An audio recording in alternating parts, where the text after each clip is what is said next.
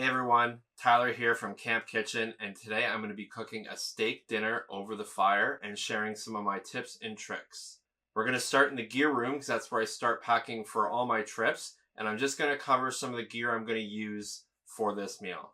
First piece of gear I'm going to use are these fire sticks. I made these out of some stainless steel tubing, square tubing, and I will put these across 2 rocks or logs around the fire pit to balance my grill grate or my pots. The second piece of gear that I'm going to use is this grill grate. It's a small grill grate that comes with our regular size twig stove.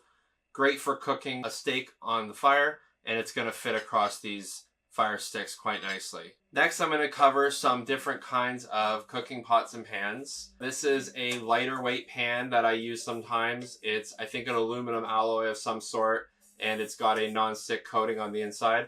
Great for lighter weight packing, but I'm actually not going to use this today. Then I have the titanium option. Very lightweight, but really poor heat distribution. And I would say that really I only use titanium, right now at least, for boiling water. So I'm also not going to use this today, but I am going to use a cast iron pan, which is the heaviest of the options, but it is the best for heat retention. Really good for cooking over fire. It does take a little bit longer to heat up, but at the same time, you're going to have a more controlled heat source on the bottom of your pan, more even cooking. So I am going to use this today because I'm not traveling very far. This is great for if you're doing a canoe trip where there's no portages or very little portaging, or even a winter trip where you're doing a hot tent with a wood stove and you have a sled and you're not worried about bringing a little bit of extra weight. So this is what I'm going to use today. The next piece of gear I'm going to talk about is what I'm going to use to handle my pots and pans when they're on the fire, when they're on the heat. I've got this awesome carbon fiber pot gripper from Sulik 46. Really like it. It's really lightweight, really simple design, works really well for moving pots and pans around, and quite strong as well. But I do also bring a pair of 100% leather gloves for cooking with. Because they're natural fiber, they won't melt when you grab something hot, which is really important. You want to protect your hands. A couple other things I'm going to pack in my smallwares kit. I'm going to pack a wooden spoon for stirring, a pair of these GSI folding tongs, which I really like. These have lasted me quite a bit of time. I've cooked a lot of meals with these. I'm going to put a small bottle of hand sanitizer in my kit as well. Really good for if we're handling meat. We need to sanitize our hands or even sanitize some of our cooking equipment after we're done using it. Gonna have to make a fire. I always bring a lighter. And I always also bring a ferro rod just in case something happens to my lighter. I can still make a fire. I'm going to pack this small rag just for cleaning my pots and pans out after I'm done with them. And my collapsible bowl or plate. Really like these from Sea to Summit. They work really good. I like to keep all my smallwares together, such as my fire starters, my tongs, my spoons. I like to keep it all in a small bag to keep it all together, just so it doesn't rattle around in my bag. Got my sanitizer in there. Like that. Cinches closed. It's got mesh on the top so that if there is anything wet in there, it will slowly dry. And then once I've packed all my pots and pans and plates, I like to pack it up in this bigger mesh bag. That way, if anything is still wet, it will dry over time and prevent mildew and just not good smells and hygiene. So huge tip for keeping everything organized in your bag. I'm going to pack a small cutting board and a knife. This little board here is what I use quite often. It's fairly thin and lightweight, but it is a good amount of surface. Good for putting across your lap and chopping vegetables or slicing steak. I actually use this as my plate sometimes as well. If I don't want to be bothered bringing a lightweight plate, I'll actually just plate everything up on my cutting board and eat it right off my cutting board. And I will be using this Hele knife. It's the Temagami 10-year anniversary. I really like this knife. It's maybe not the best for cooking. It is a bit fat behind the spine, so it splits a lot of vegetables instead of like slicing. It's a really good utility knife. It's good for lots of other things. Because of its multi-purpose uses, it's what I really like for bringing in the backcountry. A couple other pieces of gear that are really important is food storage and food organization. So I have this Recreational Barrel Works barrel organizer. I use this for all my dry food and some of my mess kit stuff as well. And I don't just pack it in my barrel, I also throw this in my bigger packs when I go and don't bring my barrel. I love this for that reason. Throw my freeze-dried food in it and some of my dried ingredients. I have this barrel pack cooler that I use for my big barrel. It'll keep your food cold for maybe a day or so, especially in the summer. It's just a thin layer of insulation. So not like the best, but still protects your food for a short period of time. And then I use this a lot on a bigger canoe trip that I'm bringing fresh food on, or even a winter trip. This is going to insulate your food from both the heat in the summer and the cold in the winter. Shout out to Wild Rock Outfitters, downtown Peterborough, for helping me acquire some of this gear.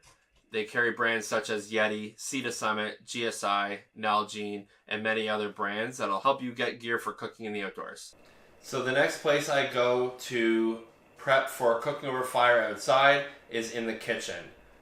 This is where we're going to do a lot of work to try to make easier work later on.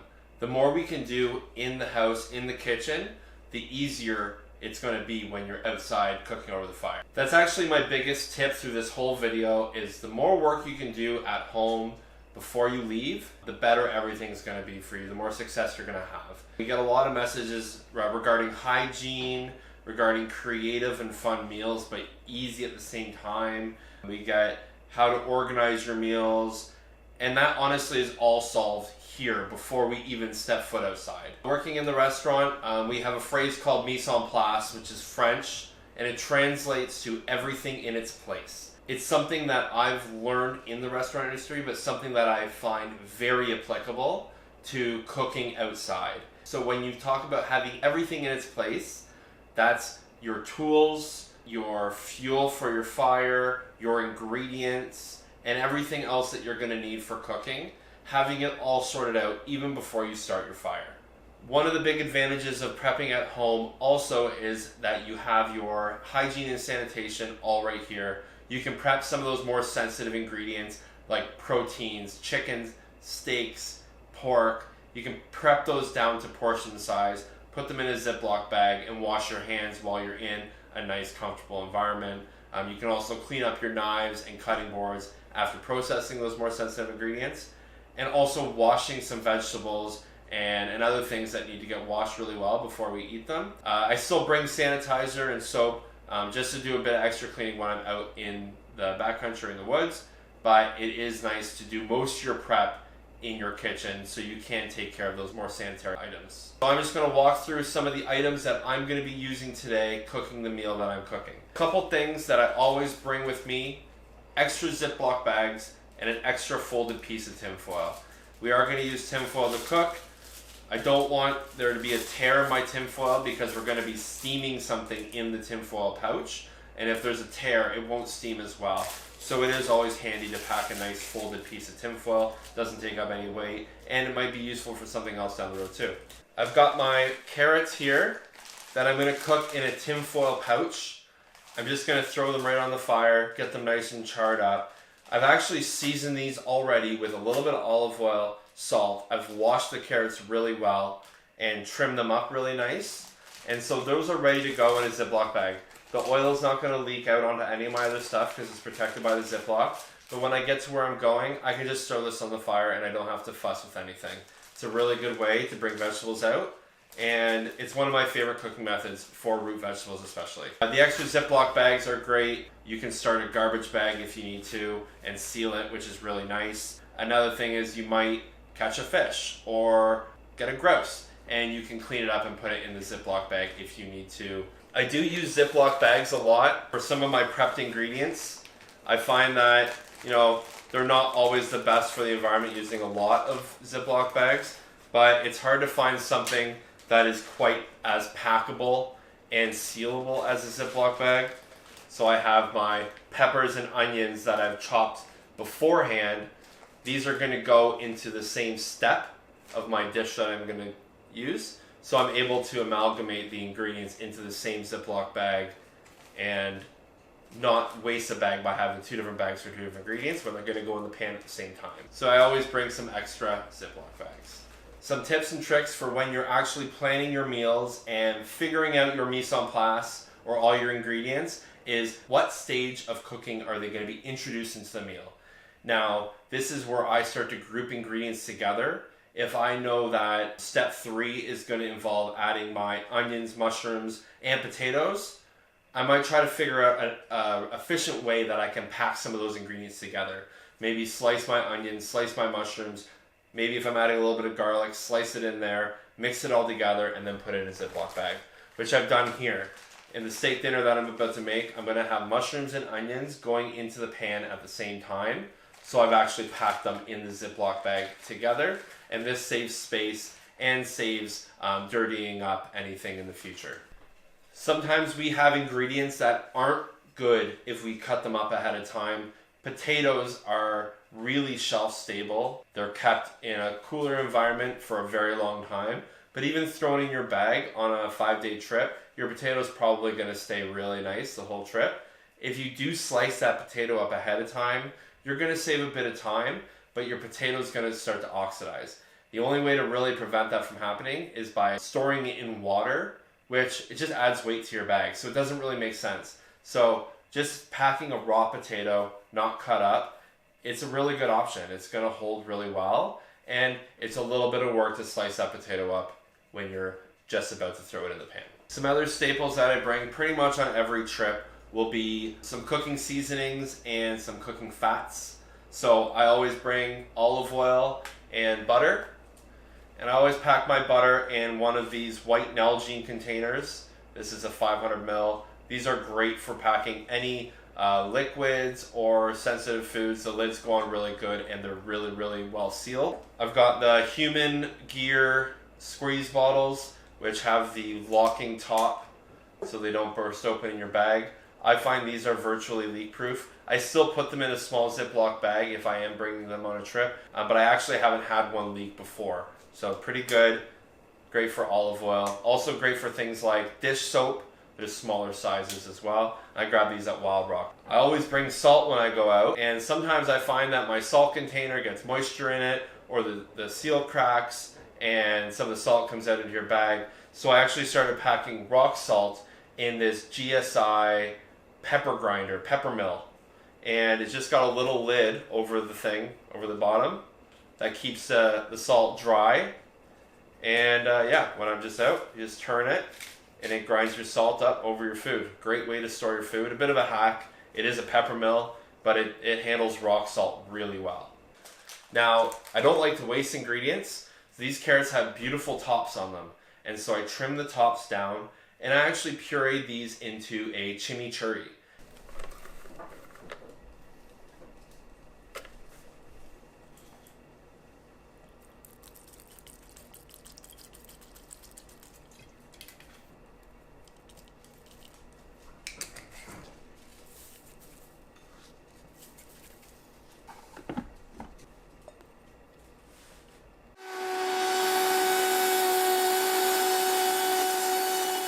Which I'm going to top the steak with. It's going to be a really nice addition to the meal, and it's really going to balance the really nice fire char that's going to be on the outside of that steak.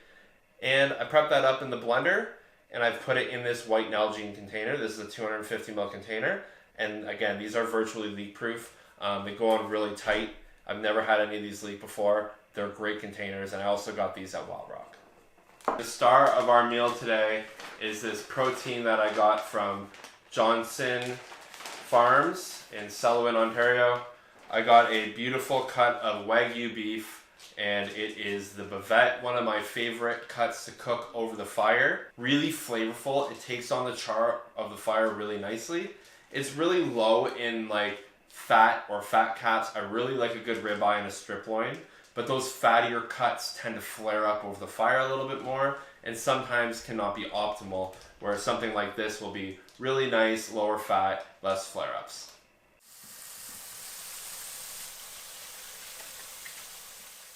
Now all of our ingredients are prepped up and ready to go, and the kitchen's all cleaned up. Let's head out.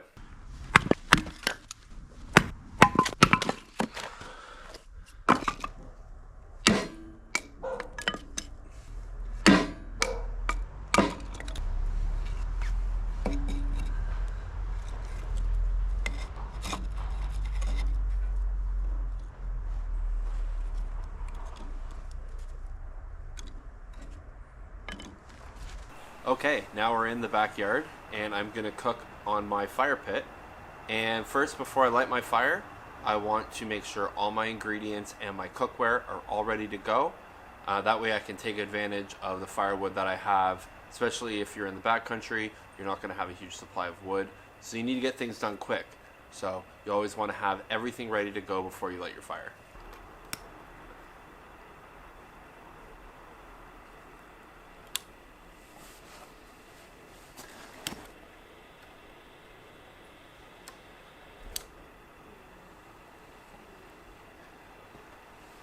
Now I'm cooking with a mixture of softwood and hardwood, really dry wood.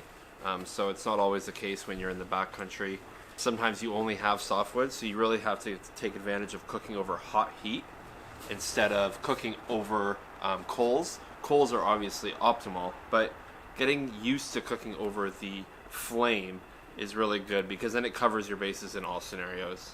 Now that I've got my fire going here, I'm going to put my fire sticks across. Just going to put them across the two logs. I'm going to get my cast iron on to start getting it warmed up. Get my grill on over here. I'm going to get my steak on right away, just to start warming up a bit. I'm not going to put it on the heat, I'm just going to get it off to the side of the heat.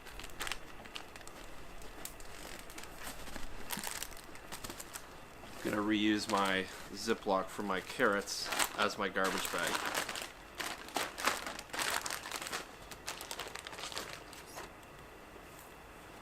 Okay. One thing I find with a lot of cooks is you really need to use a lot of fat when cooking over fire, especially. This will prevent your veggies or whatever you're cooking from getting burnt or scorched to the bottom of the pan. So I use quite a bit of butter, and we're going to actually use a little bit of olive oil as well, because olive oil will prevent the butter from burning.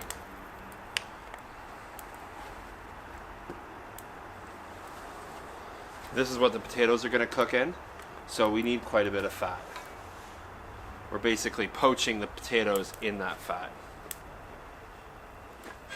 I'm going to move that onto the heat now.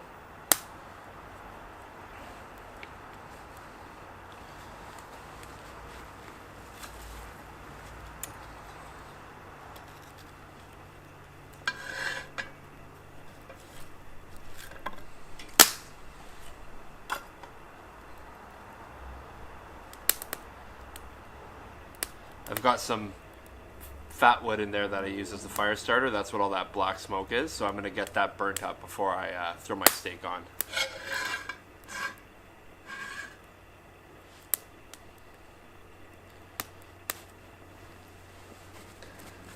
Just going to put my carrots up on the other side so we can start getting some of the ambient heat as well. Okay. Fire's going now good. I'm just using the flame right now. It's starting to really catch underneath. And I'm going to take advantage of every bit of heat that I get off this fire. That's what the cast iron is really good for. It's going to evenly warm up, prevent any burning.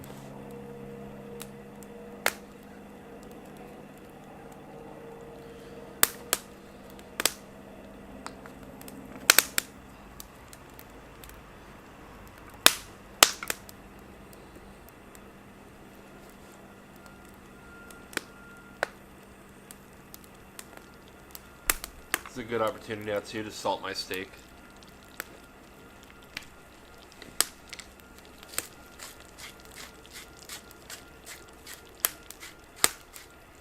Lots of salt.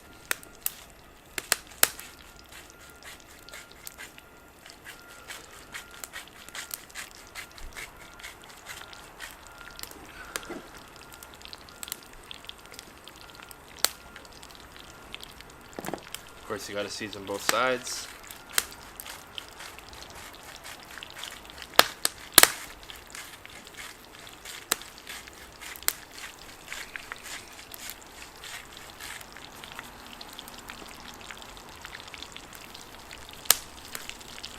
Our butter's bubbling away so we can get the potatoes in.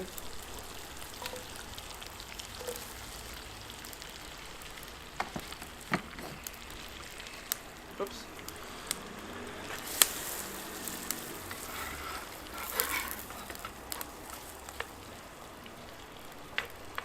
Good heat now.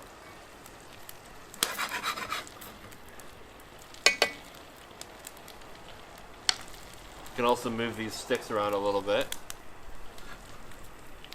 as the fire burns. I have it against 2 logs, the sticks, but you could put these across 2 rocks, however your pit's situated. Even sometimes it can span between the 2 sides of your pit, whatever pit you're using. They do go across a typical provincial park pit as well, which is really handy. Okay.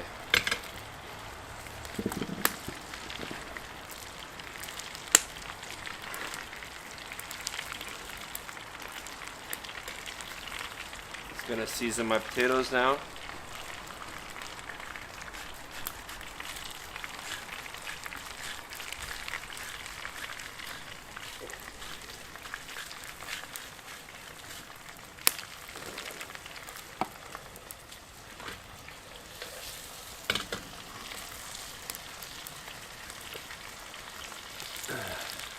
Gonna get my leather glove out.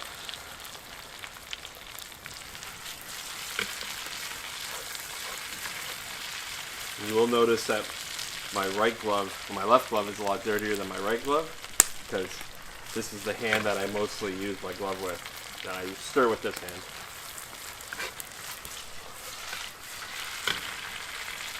Okay, that's good heat now.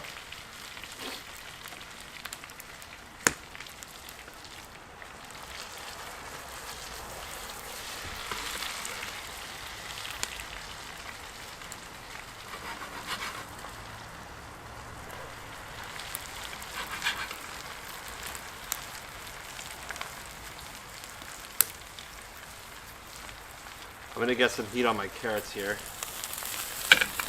Get them going.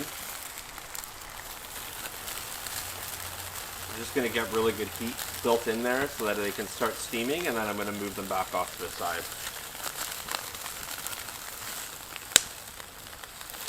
I want a little bit of char on the outside of those carrots. It's really gonna develop the flavor.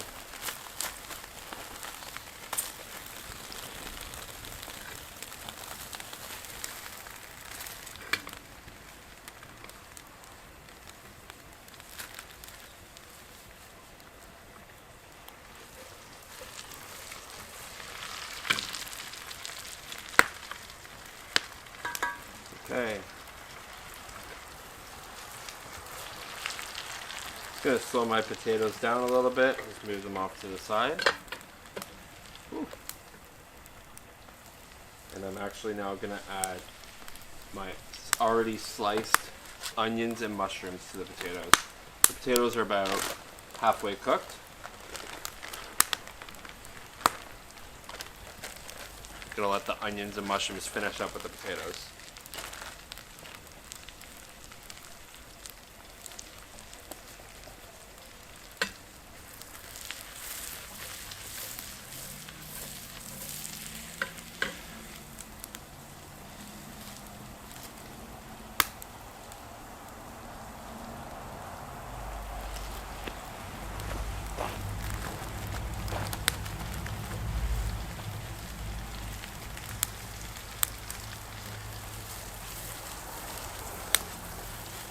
Smells so good. It's really important to keep everything moving when you're cooking over fire, especially this hot of a flame. You want to always be stirring everything and flipping. Too long with this high of flame and you're going to start to char.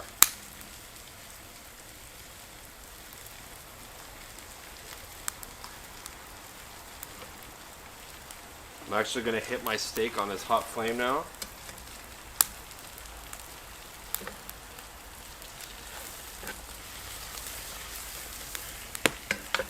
We're just going to let that start to char up, and we're going to move it a lot. Flip it a bunch. Can't flip it too much. A lot of people will say that you should only flip a steak 4 times while you're cooking it, and that's just a myth. That's not true. You can flip it as many times as you want. If anything, it's going to help centralize the juices and keep everything evenly cooked.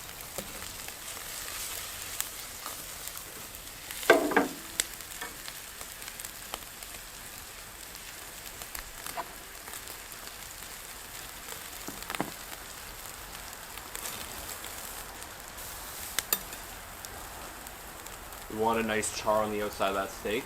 The vet specifically is a very nice steak to have a bit of char on the outside. It's going to develop a lot of flavor and be really nice.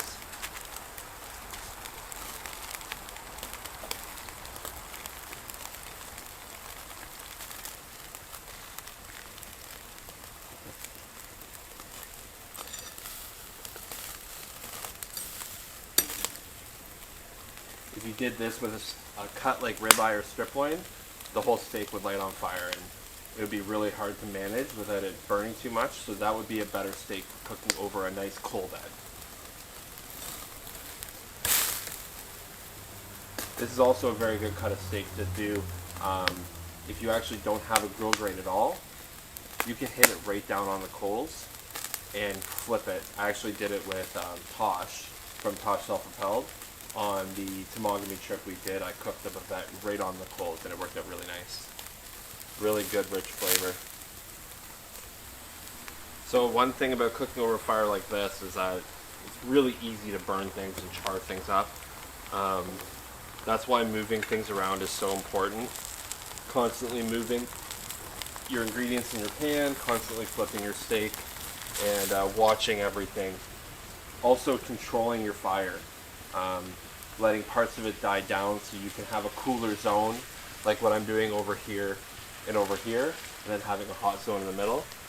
And also just cooking with enough butter or oil that you're not charring on the bottom of your pan, that you're sizzling and you're actually sauteing and causing caramelization, because that dry heat will char your food.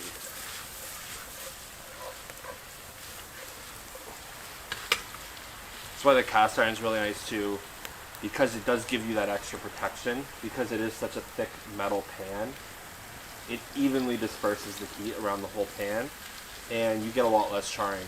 Now obviously sometimes you are stuck with a thinner, lightweight pan. You can't bring a cast iron on all your trips. You just have to move your food a little bit more. Keep an eye on it.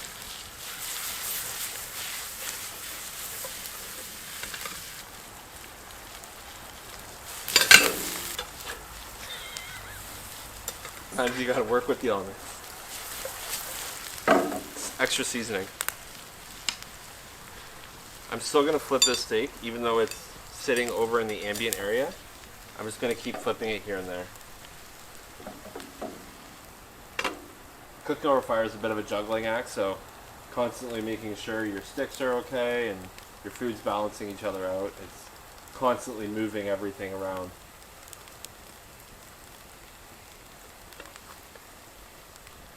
Let's test one of these potatoes to see how cooked we are. It's about 80% done, so I'm actually going to pull them off to the side now and just let them coast. Because of the cast iron pan, they will coast for quite a while. This pan will retain its heat for a long time. So now that I have my potatoes and onion mixture done, I'm okay if it cools down and gets cold. I can hit that back on the heat. It's actually good to rest your food out a little bit after you cook it. So now that this is sitting over here, sure, it's going to start to cool down eventually, but before I go to plate everyone's meal, I can put that back on the fire, get it up hot again. That's no big deal. So you really want to time everything out to what the most sensitive item is. And in this case, it's probably going to be the steak. And I'm just resting it off right now in the warm area. It's still about a rare, so I'm just letting it do its thing off the side of the heat, and I'm probably going to hit it back over in a couple minutes here. Going to keep rotating my carrots now, let them get charred up.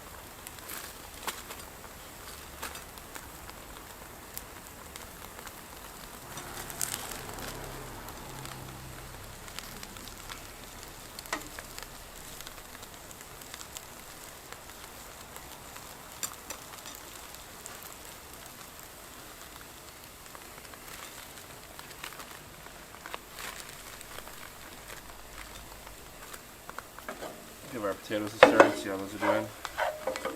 The mushrooms and the onions are wilted down completely. The potatoes look done. Yep, perfect. Sometimes you gotta have patience as well when you're cooking over fire. Things do take some time. Lots of movement. It's not something that you just kind of set it and forget it.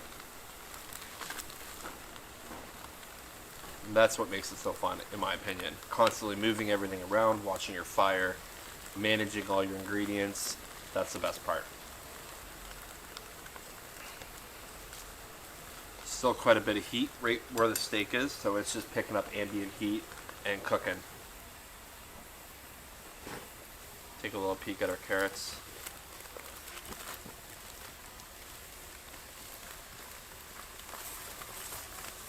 Getting there.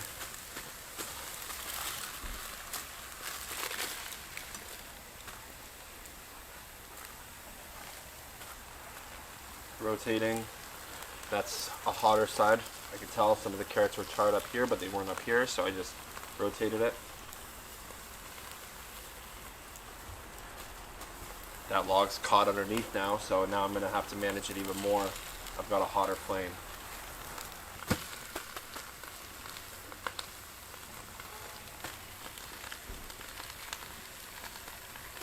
Okay, I think my steak is good. I'm going to check the carrots one more time.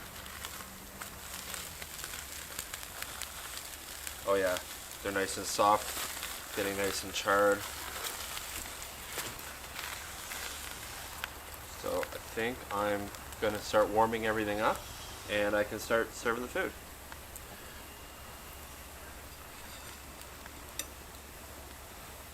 First I'm going to flash my potatoes back on, get them back to heat, and then I can take those off, slice my steak up, and the carrots should be nice and hot.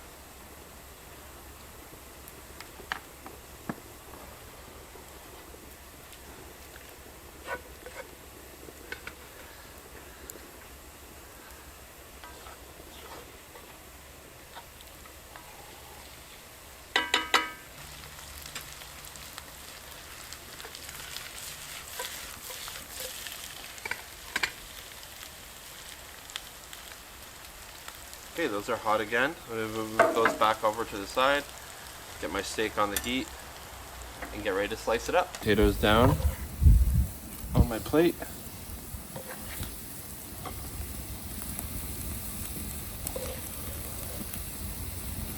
Flip my steak over, let it hang out for a second while I get my carrots out.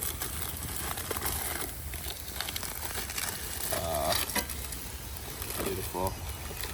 See all that steam? That's what's cooking those carrots, is that steam.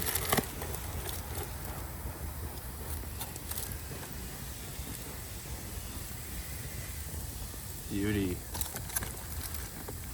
Whew. Down there.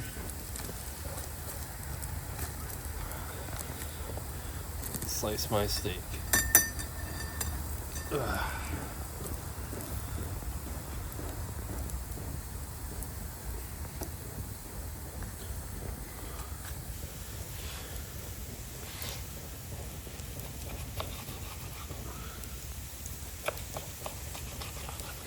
Well, that's beautiful medium rare.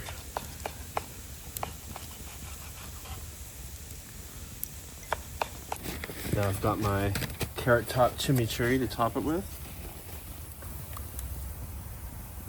That's going to complement that charred bavette steak beautifully. And kind of a free ingredient. Carrot tops. Mmm. Oh, it's so good.